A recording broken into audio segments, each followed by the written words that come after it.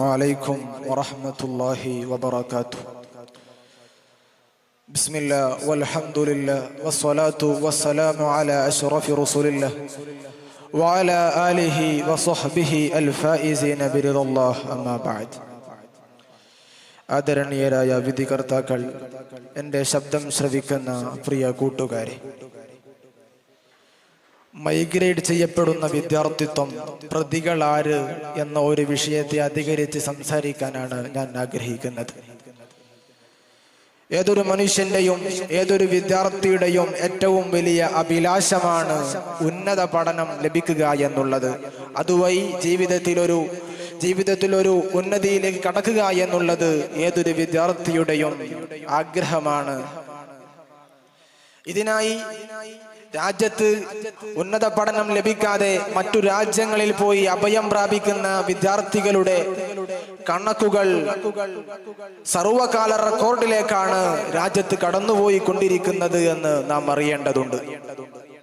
2017 മുതൽ 2022 വരെ രാജ്യത്ത് നിന്ന് ഉന്നത പഠനത്തിന് വേണ്ടി മറ്റു രാജ്യങ്ങളിലേക്ക് പോയ വിദ്യാർത്ഥികളുടെ എണ്ണം 1.3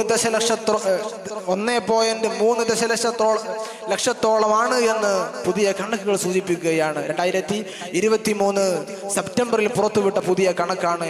1.3 ദശലക്ഷം ആളുകളാണ് ഉന്നത പഠനത്തിന് വേണ്ടി മറ്റു രാജ്യങ്ങളിൽ പോയി അഭയം പ്രാപിച്ചത് എന്ന് പറയുമ്പോൾ രാജ്യത്തിന്റെ അവസ്ഥ എത്രത്തോളം പരിതാപകരമാണ് എന്ന് മനസ്സിലാക്കേണ്ടതുണ്ട്.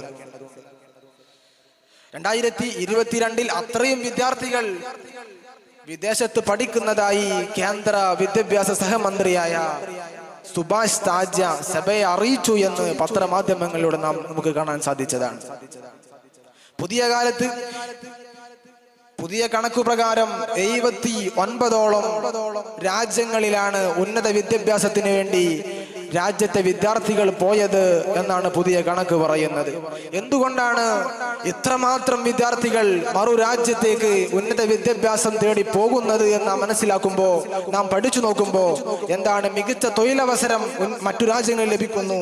അതേപ്രകാരം തന്നെ നെറ്റ്വർക്കിംഗ് സാധ്യതകൾ, ഉയർന്ന ജീവിത നിലവാരം, അതേപ്രകാരം തന്നെ പഠനശേഷം അവർക്ക് ആ രാജ്യത്ത് തന്നെ താമസിക്കാനുള്ള ഫ്രീ വിസ പല രാജ്യങ്ങളും ഓഫർ ചെയ്യുന്നു.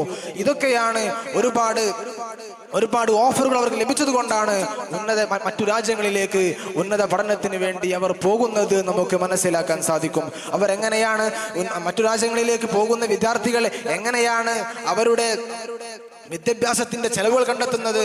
ആ രാജ്യങ്ങളിൽ ലഭിക്കുന്ന സ്കോളർഷിപ്പും ഫെലോഷിപ്പും ഒക്കെ കരസ്ഥമാക്കിക്കൊണ്ട് അങ്ങനെയാണ് വിദ്യാർത്ഥികൾ അവരുടെ ചെലവുകൾ കഴിച്ചു കൂട്ടുന്നത്. അതേപ്രകാരം തന്നെ സൈഡ് ബിസിനസ് ചെയ്തുകൊണ്ടും അങ്ങനെയൊക്കെയാണ് അവരുടെ ഉന്നത വിദ്യാഭ്യാസം അവർ സാധ്യമാക്കുന്നത്.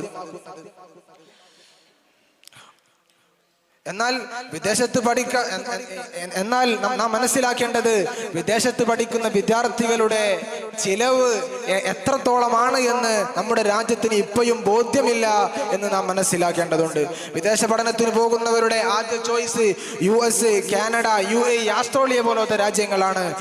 കണക്കുകൾ പറയുന്നത് US-ൽ 4,65,791 വിദ്യാർത്ഥികൾ US എന്ന രാജ്യത്ത് പഠിക്കുന്നുണ്ട്. അതേപ്രകാരം തന്നെ കാനഡയിൽ 1,83,310 വിദ്യാർത്ഥികൾ, UAE-ൽ 1,64,000 വിദ്യാർത്ഥികൾ, ഓസ്ട്രേലിയയിൽ 1,09,000 വിദ്യാർത്ഥികൾ, അതേപ്രകാരം തന്നെ സൗദിയിൽ 65,800 വിദ്യാർത്ഥികൾ. ഇത് മുൻപന്തിയിൽ നിൽക്കുന്ന രാജ്യങ്ങളുടെ കണക്ക് ഞാൻ പറഞ്ഞു എന്ന് മാത്രം. മറ്റു 79ഓളം രാജ്യങ്ങളിൽ ഉന്നത പഠനത്തിന് വേണ്ടി വിദ്യാർത്ഥികൾ പോകുന്നുണ്ട്. അപ്പോ രാജ്യത്തിന്റെ അവസ്ഥ എന്താണ് നാം മനസ്സിലാക്കേണ്ടതുണ്ട്. എന്തുകൊണ്ടാണ് ഇവരിങ്ങനെ ഉന്നത വിദ്യാഭ്യാസത്തിന് വേണ്ടി മറ്റു രാജ്യങ്ങളിലേക്ക് പോകുന്നത്? അവർക്ക് മറ്റു രാജ്യങ്ങളിൽ ലഭിക്കുന്ന ഒരുപാട് ആനുകൂല്യങ്ങൾ രാജ്യത്ത് ലഭിക്കുന്നില്ല. ഇതിന്റെ യഥാർത്ഥ പ്രതികൾ ആരാണ് ഇതിന്റെ യഥാർത്ഥ പ്രതികൾ? ഒരുപാട് യൂണിവേഴ്സിറ്റി പ്രൊഫസർമാരും വിദ്യാഭ്യാസത്തെ, എഡ്യൂക്കേഷനെ ഒരു കച്ചവടച്ചരക്കാക്കി മാറ്റുന്ന അറിവാളന്മാരാണ് യഥാർത്ഥ പ്രതികൾ എന്ന് നാം മനസ്സിലാക്കേണ്ടതുണ്ട്. അതുകൊണ്ട് ഇത്രയും പറഞ്ഞുകൊണ്ട് ഞാൻ എൻ്റെ വാക്കുകൾ സംഹരിക്കുന്നു. വാഖിറു ദഅ്വാനാ അൽഹംദുലില്ലാഹി റബ്ബിൽ ആലമീൻ. അസ്സലാമു അലൈക്കും വറഹ്മത്തുള്ളാഹി.